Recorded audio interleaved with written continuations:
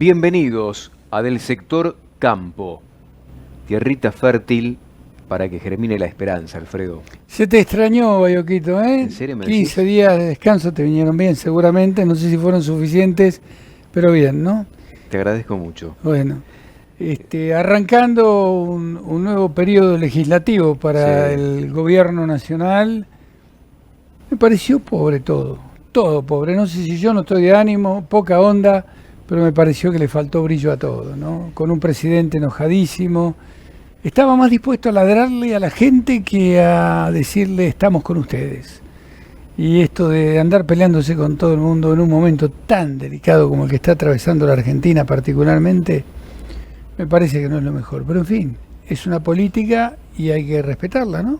De todas maneras, si echamos una mirada interna, sectorial del discurso en la apertura de las asambleas ordinarias, tenemos que decir fundamentalmente que el gran ganador del discurso fue el Consejo Agroindustrial Argentino, que mencionó directamente el presidente y además lo relacionó con un potencial proyecto de ley que ya está dando vueltas y que se puede transformar en una potencial plataforma de inversiones para todo el sector. Claro, estamos hablando de un proyecto recién, algo embrionario, pero me parece que es un mensaje para el resto de la actividad, que a partir del Consejo Agroindustrial Argentino, el sector empezó a tender puentes con el Ejecutivo Nacional cuando todo hacía pensar, cuando todo hacía suponer que iba a ser muy difícil con esta administración encontrar puntos de contacto.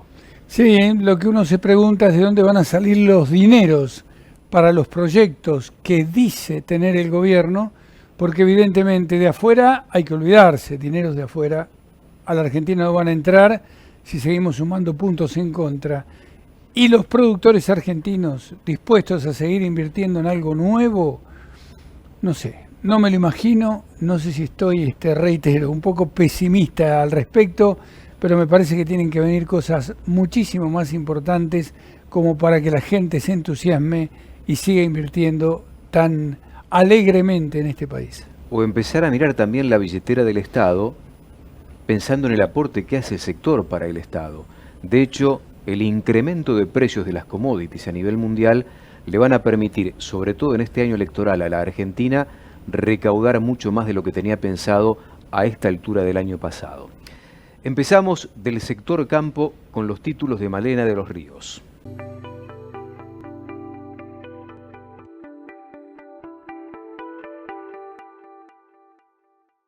Muy buenas tardes, Silvio y Alfredo. Bienvenido, Silvio, volviste de tus vacaciones y te recibimos con un panorama, un pantallazo de los principales títulos del sector agroindustrial. Y el primer título, como vemos en pantalla, tiene que ver con el precio de la leche en polvo. Traducido en números, en términos porcentuales, esta suba es de un 21%, que cotizó en $4.360 la tonelada. De acuerdo al Observatorio de la Cadena Láctea Argentina, este es el mejor valor de los últimos 5 años. Ahora, esta suba se genera en un contexto donde los productores tamberos de la provincia de Buenos Aires realizan protestas por recibir un bajo precio sobre sus productos. De acuerdo a las cifras oficiales, un productor tambero recibe por litro de leche casi 23 pesos, puntualmente 22,74 centavos. Así que una muy buena noticia para el sector lechero. El segundo título, como vemos en pantalla, tiene que ver con la liquidación de divisas y en el mes de febrero se liquidaron casi 1.900 millones de dólares. De acuerdo a la Cámara de la Industria Aceitera de la República Argentina y el Centro de Exportadores de Cereales, informaron que durante el mes de febrero lo que las empresas del sector liquidaron fueron 1.892 millones de dólares. Ahora, de esta manera, en los 2 primeros meses de lo que va del año, tanto en la venta de granos como de subproductos se acumularon en cifras 3.950 millones de dólares. Este aumento se registra por 2 factores, por 2 variables. Por un lado, lo que es el aumento del precio internacional, pero por el otro, la regularización de los embarques. Si bien recuerdan, durante todo el mes de diciembre se extendió el conflicto aceitero. Tercer título, vamos a hablar acerca del reapunte de los precios en la cuota Hilton. ¿Qué es la cuota Hilton? Bueno, es el cupo, es la cuota que tiene cada uno de los países que le otorga la Unión Europea para las exportaciones de la carne vacuna de alta calidad. Ahora, en en estos últimos meses el continente europeo reflejó señales de mejora en los cuales se traducen en los valores pagados por los importadores. Cada importador europeo paga por tonelada de carne vacuna de alta calidad ahora entre 12.000 y 13.000 dólares. Estamos hablando en términos porcentuales de un aumento con respecto al mes de diciembre del 19% luego de 4 meses que venía en caída. Último título, vamos a hablar acerca del biodiesel, que también está como protagonista en los anteriores programas, y hoy volvemos a hablar de un aumento en su precio y por lo tanto un aumento en el porcentaje de corte. Ahora, lo que es el biodiesel destinado a la mezcla obligatoria de gasoil se ubicó en 89.975 pesos la tonelada, mientras que el porcentaje de corte pasó a un 8,4%. Además, el precio de la adquisición del bioetanol, que se utiliza para el corte de las naftas en un 12%, será de 48.700 pesos. Ahora, estos valores forman parte de un esquema paulatino y también progresivo de recomposición de precios de los biocombustibles que comenzó a aplicarse, recuerdan, en el mes de enero, pero que va a continuar a lo largo de 5 etapas hasta el mes de mayo. Estos fueron algunos de los títulos del sector campo.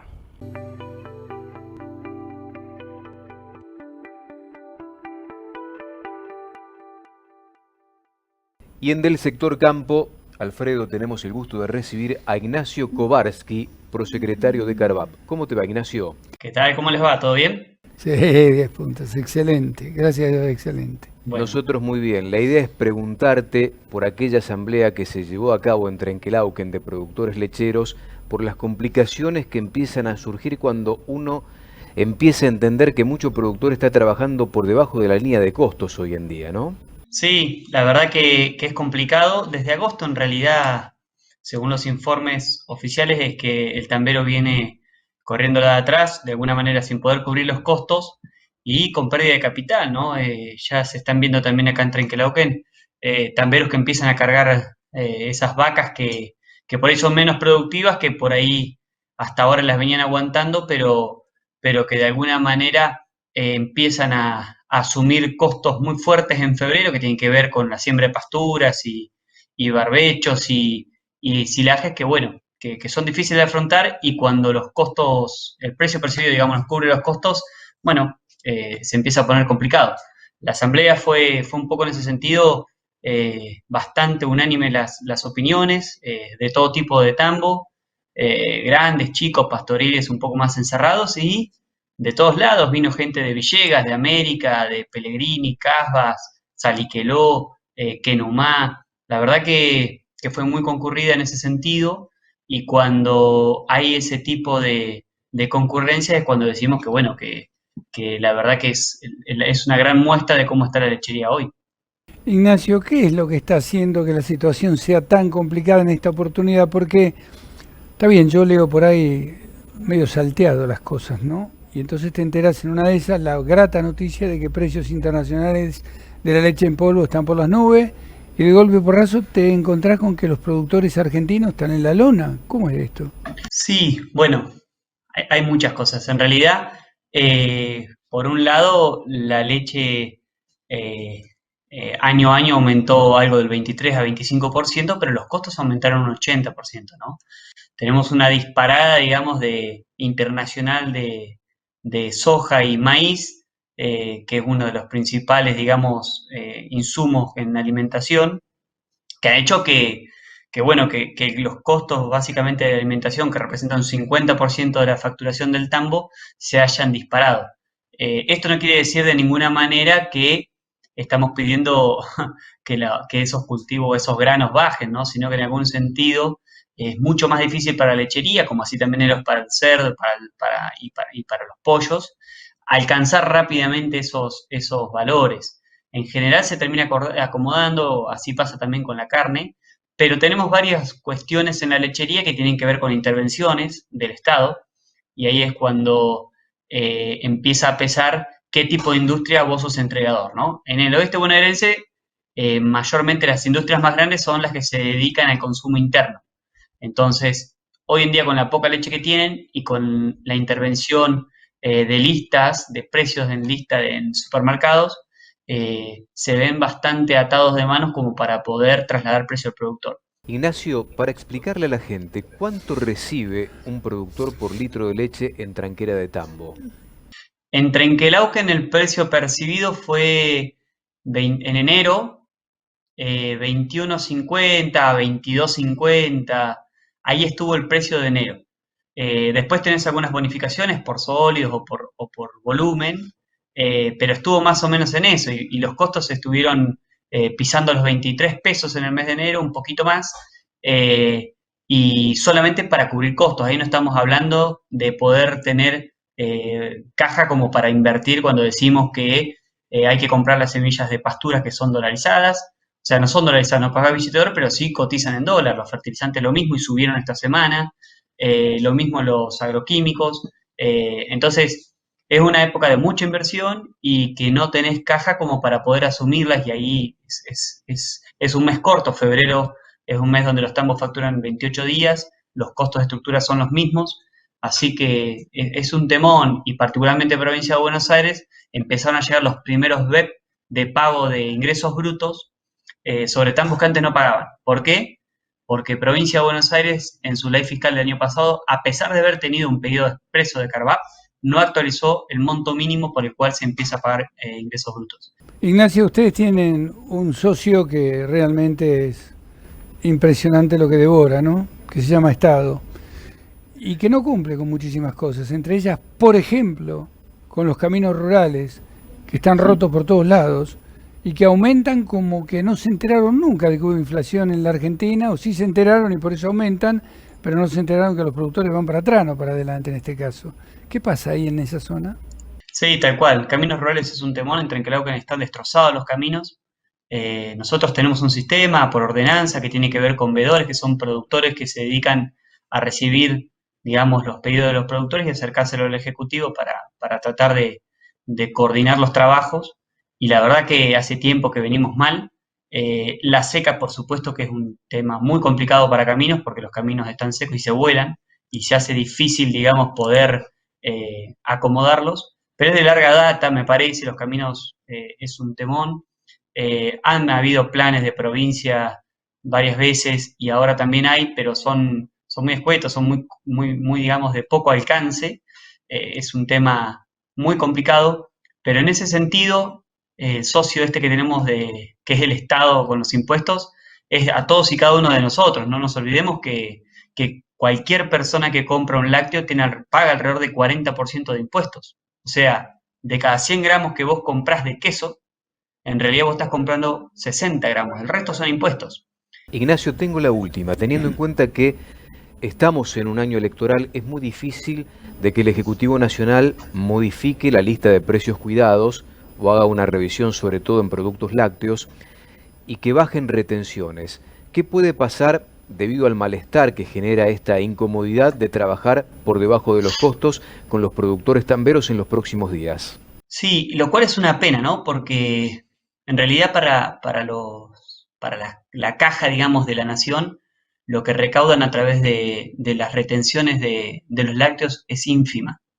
La verdad que en ese sentido, si mostraran un poco los números, se vería que no tiene tanto impacto alivianar, digamos, las retenciones, pero en todos, pero particularmente en los lácteos, ¿no? Otra cuestión es que no están haciendo los reembolsos a las exportaciones. Entonces estamos exportando impuestos. O sea, todos estos impuestos que estamos hablando, nosotros cuando salimos a competir, tenemos toda esa carga tributaria que se va haciendo desde los municipios hasta provincia y nación, y lo ponemos en el precio del producto sin hacer reembolsos. Entonces, estamos exportando impuestos también. Película que ya vimos sin ninguna duda, Ignacio. Avisarle al dueño del cine que ya sabemos cómo termina. Gracias, muy amable, che. Un gustazo. Gracias por contactarse y estamos a disposición. Así que gracias por dar la difusión a esto también.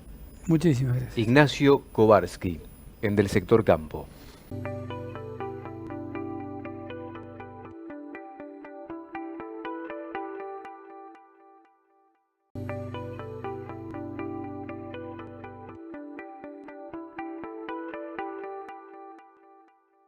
Y en Del Sector Campo, Alfredo, tenemos el placer de recibir a David Miazo de Fundación FADA. ¿Cómo te va, David? Buen día. Muy bien, un gusto conversar con ustedes. Igualmente, bueno, la idea era un poco intercambiar conceptos porque se abrieron las sesiones ordinarias en el Congreso el lunes pasado, la apertura como corresponde la hizo el presidente Alberto Fernández y dejó mucha tela para cortar. Seguimos cortando tela nosotros después del discurso. Y tomando café. Sí. ¿Qué te dejó a vos? Bueno, hubo mucho análisis político, obviamente, de lo que se dijo. Ahí en términos macroeconómicos, por ahí lo que más me parece que preocupa es la poca mención a algún tipo de plan económico consistente que logre acomodar los principales desequilibrios del país. Y en ese sentido, lo que se dijo sobre el FMI, que después el martes fue seguido por algunas declaraciones de Guzmán, hacen prever que un acuerdo con el FMI no va a estar nada cerca, lo cual va a seguir presionando, o sea, es una mala noticia para la brecha cambiaria, es una mala noticia para el riesgo país, que claramente posterior al discurso, el propio día lunes, el martes, el miércoles, se vio en el precio de los bonos como el riesgo país subía, dado que había todavía alguna esperanza de que se acuerde algún programa con el FMI que tienda a encaminar el plan económico. David, ¿no es una mala noticia también que el presidente esté tan enojado? ¿Qué le pasa al presidente que está tan enojado? Porque está enojado con Macri, está enojado con los que no piensan como él, está enojado con el campo, está enojado.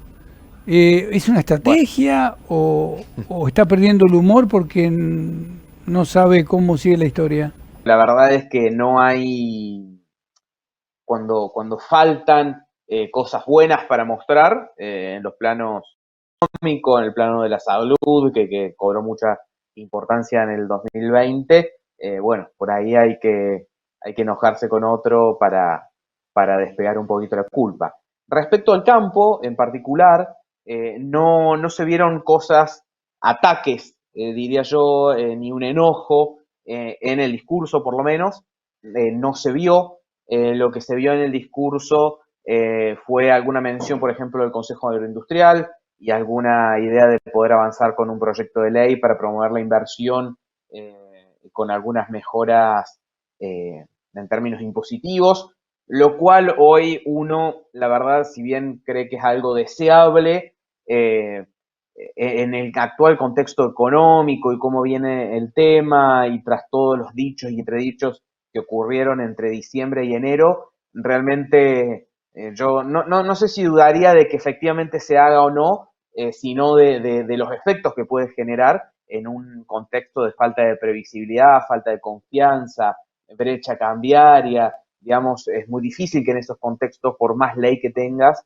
se den procesos de inversión sustanciales. A propósito de esto, David, tengo la última yo, y tiene que ver con lo que se produjo en Buenos Aires, el lunes concretamente, en Plaza 11, cuando los panaderos regalaron 1000 kilos de pan protestando por el aumento de la harina. Ustedes en su momento, FADA, hizo un muy buen trabajo para explicar la incidencia que tiene en este caso el trigo en el precio de un kilo de pan. Y los panaderos hicieron esta protesta para pedirle elípticamente al gobierno que de alguna manera intervenga en el precio de la harina, que es lo que están reclamando. ¿Qué análisis haces de todo esto? Bueno, nosotros este informe que mencionaron lo hacemos cada 6 meses, preparando para dentro de un mes aproximadamente publicar el próximo. Y ahí vemos que el trigo participa en cerca del 15% del precio final del pan, y si se le suma el molino, la harina, en el último informe terminaba representando menos del 20% del precio del pan. Está claro que es el principal insumo, pero después hay muchísimos otros costos, un 25%, bueno, de hecho, un 25% del precio del pan son impuestos, y en el último informe un 20% del precio del pan era harina, es decir, hay más impuestos que harina en el precio del pan, hay más mano de obra que harina en el precio. Entonces, en realidad, son muchos otros los factores que explican la suba. Esto quedó demostrado, por ejemplo, en el periodo 2008-2015, cuando además de tener 20% de derechos de exportación, teníamos los ROE, que significa, perdón, 23% de derecho de exportación del trigo, más los ROE que significaban 1% del precio, o sea que teníamos un precio un 33% inferior al real, además de la brecha cambiaria que se dio en los últimos años, quedó demostrado que el pan no paró de subir. De hecho, yo una cuenta que hacía en esta charla, en este contexto, es si el trigo explica el 15% del precio del pan y le subimos los derechos de exportación al trigo para bajar el precio del pan un 10% o 10 puntos más, logramos una incidencia en el precio del pan del 1,5%. En un contexto inflacionario como el que tenemos de cerca del 4% mensual, nos estamos ahorrando con 10% de derechos de exportación extras, un 1,5% que son 11 o 12 días de inflación por única vez. O sea, menos de 2 semanas y nos quedan las otras 50 semanas de inflación. O sea que el problema en realidad no es el precio del trigo, sino el problema es la inflación generada por la emisión monetaria, la falta de confianza de moneda, pero bueno, esto está, creo que quedó claro. David, gracias, como siempre, te mandamos un abrazo, muchísimas gracias. Un gusto conversar con ustedes. David Miazo, del sector campo.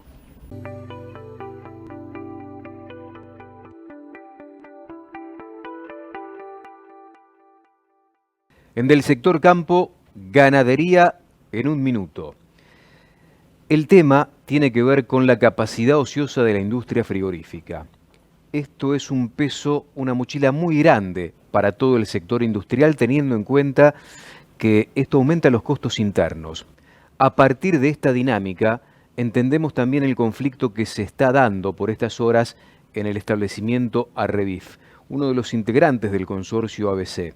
Un conflicto gremial muy fuerte. Muchos empleados, son 1000, hay que tener en cuenta esto, cobran por productividad. Cae la productividad, se cobra menos, se lleva menos plata en el bolsillo el trabajador y es lo que suscita por estas horas un conflicto que empieza a ser mirado con mucha preocupación por el resto de la industria. Y el gobierno, que en este aspecto se empiece a preocupar por el precio atado al consumo interno.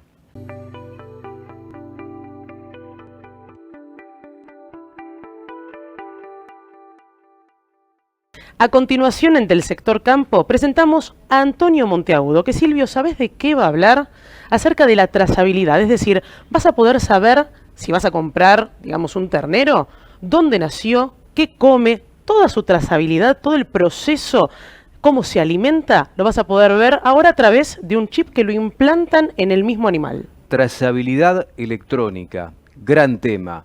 Ya en algunos lugares está totalmente instalada esta trazabilidad. En la Argentina venimos un poquito de atrás, pero ya empezamos a jugar. Antonio Monteagudo lo cuenta de esta manera.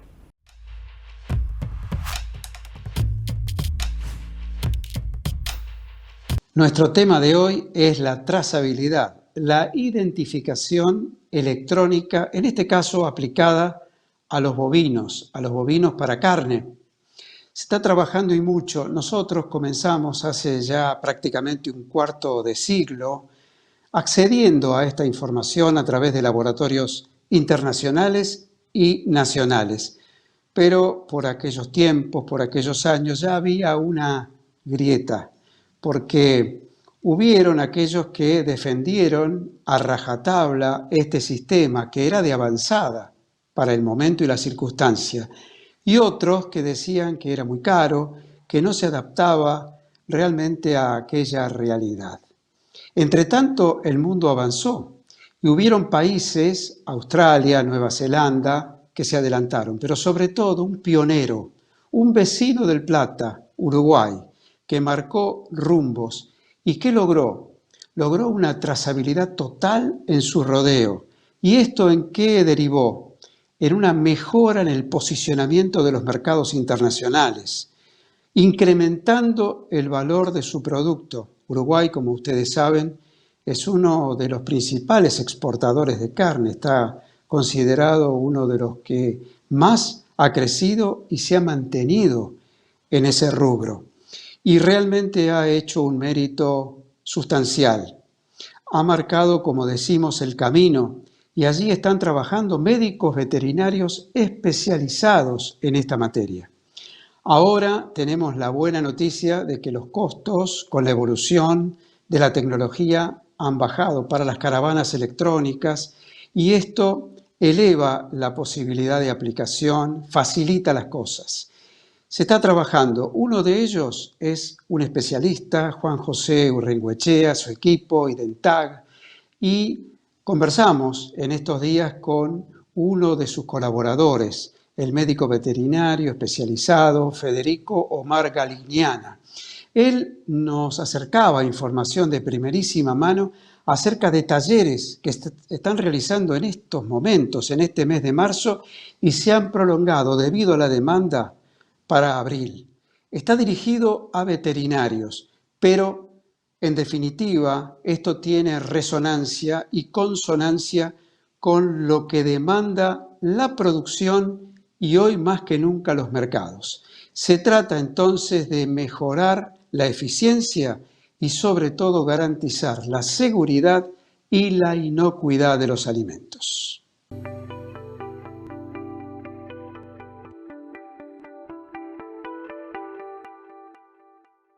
Y en Del Sector Campo, Male, empezamos a jugar con las redes. Exactamente, @delsector.com, Facebook, Twitter, Instagram. Buscamos el feedback, buscamos qué es lo que opinás y te leemos, por supuesto, todos los sábados. A propósito, qué elegancia, ¿eh? Muchísimas gracias para festejar su vuelta. Bueno, qué halago. ¿Te podemos encontrar en las redes en algún lugar? Exactamente, @Malena de los Ríos, ya que estamos también en todas las redes yo estoy con ese nombre. Y en Twitter empezamos a buscar qué es lo que se dice del sector agroindustrial, Male. El primer tuit que podemos ver en pantalla dice: respuesta a Bill Gates, la carne sintética no secuestra carbono. Interesante lo que plantea Matías Longoni, porque es un reclamo que viene haciendo históricamente la ganadería argentina, por lo menos desde cuando se empieza a debatir el efecto contaminante de la ganadería y el efecto de invernadero que genera en otros países del mundo. ¿Por qué? Porque Argentina produce a pasto, básicamente, y el pasto justamente secuestra carbono, por lo tanto, el saldo de ese impacto en el efecto invernadero es totalmente positivo, favorable a la ganadería local. El segundo tuit que vamos a ver en pantalla dice: dijo Achetoni, como argentino me hubiera gustado que el tono del discurso del presidente fuese más vinculado con la concordia y con tratar de encontrar entre todos las soluciones que nuestro país necesita a todos los problemas que se arrastran desde hace años. Bueno, es un reclamo que viene haciendo sobre todo la mesa de enlace, tratar de tender puentes a partir del diálogo, un diálogo que el sector agroindustrial empieza a encontrar. Me parece que el presidente allí, en el discurso de apertura de sesiones ordinarias, le tiró un centro al Consejo Agroindustrial diciendo que se espera que el proyecto que presentó en algún momento se transforme en ley para que el sector todo pueda invertir en mejores condiciones. @delsector.com, recordate, leemos todos los sábados y te esperamos.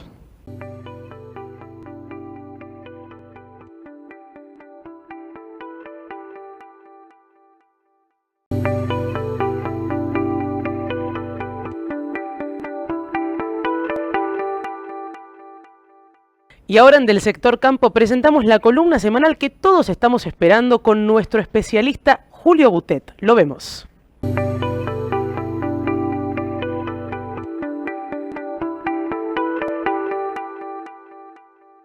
Hoy les vamos a mostrar la dinámica del mercado de Liniers. Desde aquí se forman los precios de la carne que usted compra en la carnicería de su barrio.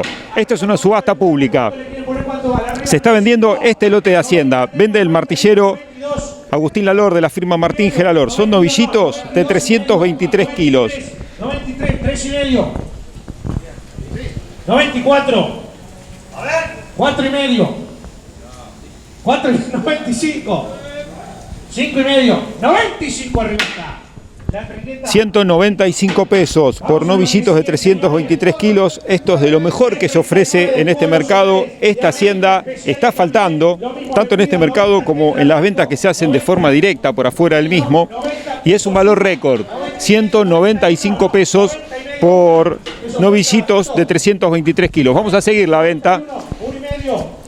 Aquí dos compradores discutieron por este conjunto que es el mejor que tenía en oferta hoy el mercado de Liniers y alcanzaron los 195. Este lote de 339 kilos, también consumo especial, que va a carnicerías de Capital y el conurbano bonaerense, 191,50. Arriba. ¿No es 180 por llevarlo? ¿No es 180? ¿Cuánto le quiere poner? ¿Cuánto vale? ¿No es 180? El lote que sigue, 327 kilos. Es de otra marca, es otra calidad, sigue siendo Hacienda Buena, pero no tiene la calidad y condición de los lotes anteriores. 170 pesos. Y observen entonces ustedes cómo entre dos lotes de diferente calidad, este mercado revela cotizaciones con diferencias de hasta 25 pesos de un lote que le falta gordura contra otro que es lo mejor que produce en carne la República Argentina. Y mientras de fondo terminamos de escuchar esta subasta pública en donde han surgido estos valores de referencia tan distintivos, 195 por un lado y 170 pesos por el otro, como acabamos de ver, con dos corrales de diferencia, tenemos que decir que si estos precios de 195, que es tope, pero máximos corrientes que se están ubicando en el mercado por los 185 y hasta 190 pesos, la semana que viene se sostiene, tendremos entonces un consecuente aumento en la carne que va a terminar por ubicar el asado por los 800 pesos, el vacío por los 850 y algunos cortes para milanesa, como puede ser la cuadrada, también por un precio de 800, incluso algún pesito más, y por supuesto los cortes premium por encima de eso. Veremos qué pasa. No está la plaza, el mercado de Liniers, el negocio diario y la tónica como para soportar esos aumentos tan fuertes, ni siquiera aquí en el mercado, ni hablar la calle. Pero veremos, porque si el mercado dicta esos valores y se sostienen, habrá una corrección en los valores de las carnicerías de Capital y del conurbano bonaerense.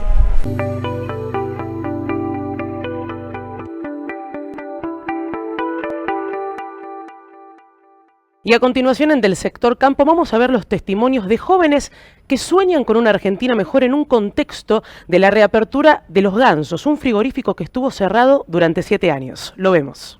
José María, ¿cuánto hace que estás ligado a la empresa? Y 2 años que trabajo para esta gente, para Los Gansos. ¿Y cuál es tu tarea?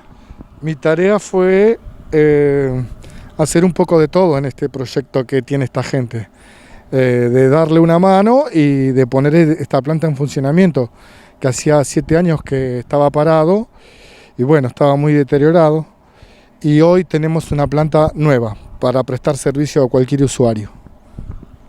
Decís que hace 2 años que haces exactamente lo mismo, porque te vi acá recién haciendo todo un poco. Sí, trato de hacer de todo. De ayudar en todo a la gente que está trabajando conmigo, y si bien hicimos de todo, yo solo no lo hice, tengo la gente que me acompaña, gente muy buena, trabajadora, que se dedican a distintas cosas, y bueno, yo soy el que superviso de que las cosas salgan bien o que se traten de hacer lo mejor posible para que tengamos una buena planta en funcionamiento, ¿no? Para prestar un buen servicio. La gente de Los Gansos hace ya, me decían algunos, más de 3 años que están trabajando en esto, en el rearmado de un frigorífico que estaba abandonado. ¿Por qué te fueron a buscar a vos? Me gustaría preguntárselo a ellos también, ¿no? Bueno, quizás conozco a algunos de Los Gansos hace muchos años, y a los otros chicos que están en el grupo los estoy conociendo. Y por la experiencia, yo hace 30 años que trabajo en los frigoríficos, he recorrido muchas plantas y confiaron en mí, me dijeron que confiaban en mí, que me daban todo para que yo pudiera poner esta planta en funcionamiento, y por suerte hoy la tenemos en funcionamiento. Me contó un pajarito que sos de Monte Grande y Los Gansos está en Plomer, esto es relativamente cerca de Cañuelas o más cerca de Las Heras, ¿no? Exactamente, yo estoy a 90 y pico de kilómetros de Monte Grande a Plomer, pero bueno, es lo que me gusta, es lo que quiero hacer y acompañar a estos muchachos. Pero te pregunté esto porque vos tengo entendido que viajás todos los días. Viajo todos los días hago casi 200 kilómetros para ayudar a esta gente. ¿Tenés familia? Tengo familia, mi esposa y 2 chicos, Facundo y Agustín. Agustín me acompaña hoy acá en la planta. Éxito, José María. Muchas gracias, y las puertas están abiertas. Para cuando quieran venir, estamos a su disposición.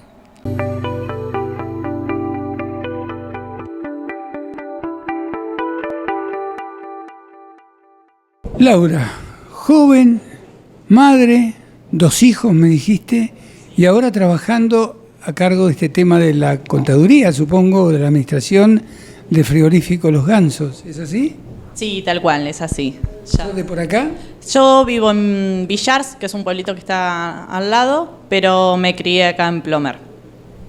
Y estando en Plomer, decidiste estudiar para contadora. Sí, tal cual, sí.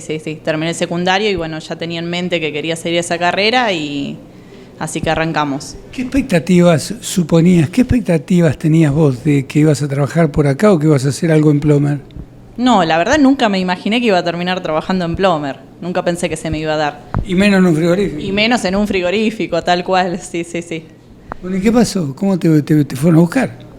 Me llamaron, sí. Yo me enteré que estaba para abrir el frigorífico, dejé el currículum y me llamaron enseguida. ¿Cuánto hace que estás trabajando acá? 3 meses. Estás trabajando en un lugar donde precisamente no abundan las damas.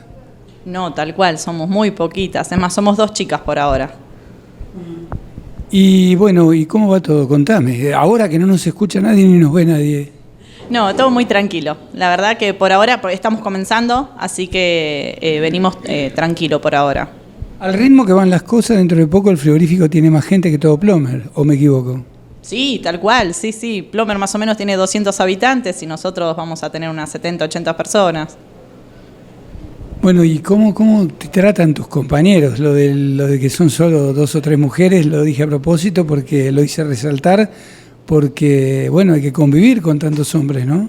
Sí, tal cual, pero el grupo es muy bueno, muy unido, son muy solidarios, nos ayudamos entre todos con las tareas, todos hacemos un poco y además vamos aprendiendo también un poco del trabajo de cada uno. Por si en algún momento hay que reemplazarlo o algo, nos damos una mano entre nosotros. Pero es que vos sos capaz de verte faenando un animal, no te creo. No, ahí no, la parte de acá arriba sí, pero en la faena no. Bueno, mucha suerte, que esté todo muy bien. Bueno, muchas gracias.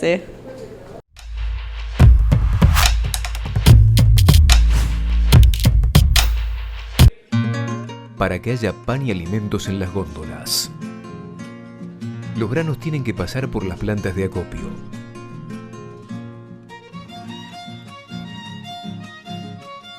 Seguimos trabajando para alimentar al país, garantizando la sanidad de los alimentos y la salud de nuestros trabajadores. Estuvimos, estamos, estaremos. Federación de Centros y Entidades Gremiales de Acopiadores de Cereales. Y en Del Sector Campo, Alfredo, tenemos el placer de recibir a un amigo, el amigo Pablo Adriani. ¿Cómo estás, Pablito? ¿Qué tal, Silvio? ¿Cómo estás? ¿Qué tal, Alfredo? Un placer estar acá con ustedes. Igualmente. Che, gracias. Bueno, cae la molienda de soja en la Argentina, mucha capacidad ociosa en la industria. ¿Qué análisis se puede hacer de este aspecto que debe tener preocupado sobre todo aquellos empresarios que han invertido mucho en infraestructura en los últimos años, ¿no? Exactamente, Silvio. El primer tema, el primer quiebre de la baja en el volumen de industria de soja se produjo en el mes de diciembre. Ustedes recordarán que hubo un paro muy agresivo de los portuarios, en donde prácticamente no se pudo procesar y exportar porque estaban los puertos prácticamente bloqueados por el paro. O sea, había paro de estibadores, paro de todo lo que tiene que ver con la actividad portuaria, tanto los recibidores como los camiones, como los barcos. Bueno, eso hizo que el mes de diciembre el sector aceitero tuviera una molienda de soja de 800.000 toneladas, que es una de las menores cifras en la historia. Pensá que usualmente se mueren 3 millones de toneladas por mes, 3 millones y medio. Entonces, el paro produjo un lucro cesante de 2 millones de toneladas menos de molienda. Y vos mencionabas justamente la capacidad ociosa. Las cifras del año 2020 cierran con 35,8 millones de toneladas procesadas, contra 41,2 millones del año anterior. Son 5.400.000 toneladas menos. En términos de capacidad de molienda teórica estamos en 54 millones, o sea que Argentina podría tranquilamente hasta superar la cifra del 2019, ¿no? Pablo, ¿está tranquilo el gobierno observando lo que están haciendo los productores agrícolas? ¿O vos crees que va a haber nuevas medidas y que el gobierno ya está declarada la guerra y a otra cosa? Yo te tengo que ser muy sincero, Alfredo. Cuando todos los grandes, cuando los funcionarios y actores de la economía en su conjunto te dicen hay que esperar la cosecha en mayo, yo les digo, la cosecha ya empezó. O sea, con el volumen de soja que hay sin vender en manos de productores del año pasado, casi 7,5 millones de toneladas, el volumen de oferta de soja disponible que hay, que son unas 500.000 toneladas por semana, que si la pones la mensualizás son 2 millones de toneladas por mes. La cosecha ya empezó, el ingreso de divisas ya se está produciendo. Por eso la industria procesó en el mes de enero casi 3.200.000 toneladas y el ingreso de divisas fue de 2.800 y pico de millones de dólares. O sea que va a haber un ingreso de plata en marzo, abril, mayor a lo que la gente piensa. Fundamentalmente va a ser un aire fresco para el gobierno, porque se le va a anticipar el ingreso de divisas. Y los productores en este momento están cosechando maíz, están vendiendo mucho maíz, por dos motivos. Se quieren asegurar un buen precio, ya el maíz tocó en su momento $210, el disponible, y hoy está valiendo 198, 197. Y fundamentalmente venden logística. Cuando el productor vende tanto maíz, está vendiendo logística. ¿Esto qué quiere decir? Que está vendiendo la posibilidad de que con el contrato de venta de él y de compra de una multinacional a un precio y un mes de entrega pactado, le dan el cupo en ese momento y después de descargar cobra. Entonces, cuando el productor vende directamente de la tranquera al puerto, se evita tener que pagar un flete corto, un acarreo, meterlo en un acopio, meterlo en un silo bolsa, se ahorra como 10, 15 dólares por tonelada. Entonces, una gran venta de maíz futuro nuevo, que prácticamente ya estamos en cosecha nueva, estamos ya en marzo, podemos decir que ya empezó la cosecha, por logística, una venta de soja disponible porque queda mucha soja sin vender y los precios son atractivos, y un ingreso de divisas que marzo, abril va a sorprender a más de uno. Pablo, un placer como siempre, abrazo grande. Abrazo, Pablo. Un abrazo a todos. Nos vemos. Buena semana. Adiós. Igualmente. Pablo Adriani, del sector campo.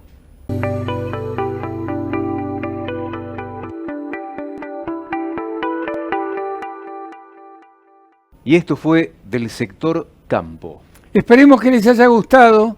Nos sentimos acompañados por ustedes siempre. Gracias por estar.